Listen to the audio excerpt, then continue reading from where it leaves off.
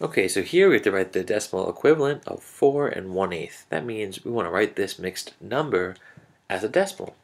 So 4 and 1/8, it's a mixed number, and that means you have 4 whole parts plus 1/8, right?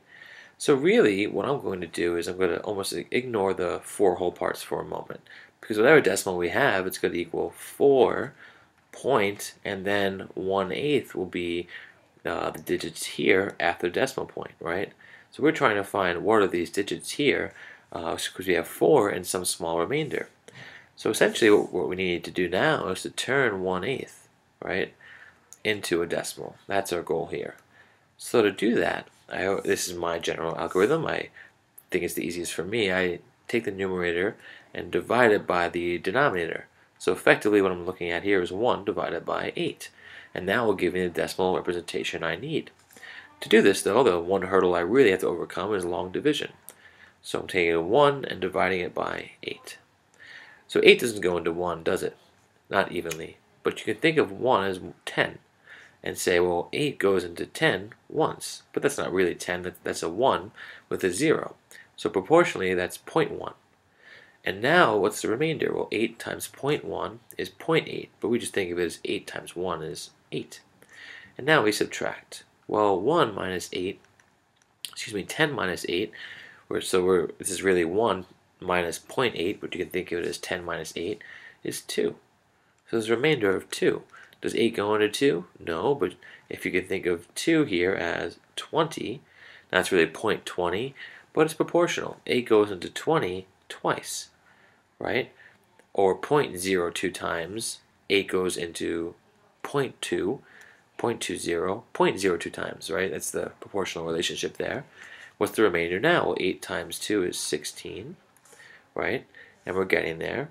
20 minus 16, it's really 0.2 minus 0.16 is 0.04, or 20 minus 16 is 4, and that's our remainder there.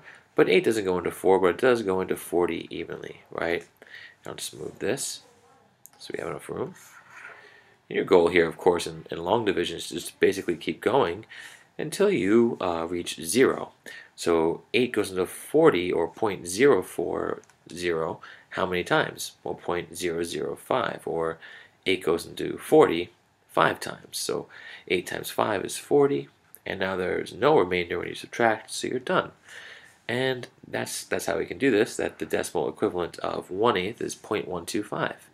So 4 and 1/8 is equal to 4.125.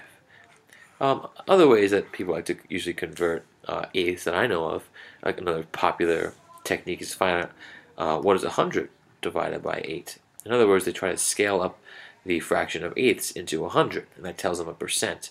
And what this tells you is 8 goes into 100 how many times? Well, 12 times, and 12 times 8 is 96, with a remainder of 4, right?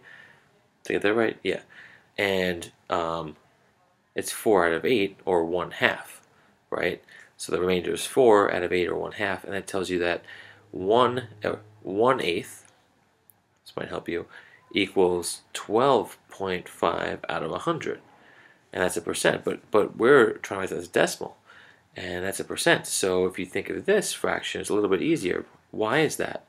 Well, because 12.5 over 100 equals 12.5 divided by 100, and dividing by 100 is wonderful because you just move your decimal twice to the left. So 12.5 becomes 0.125. That's another way people like to think of this fraction equivalent, but whatever works for you. All right, thanks.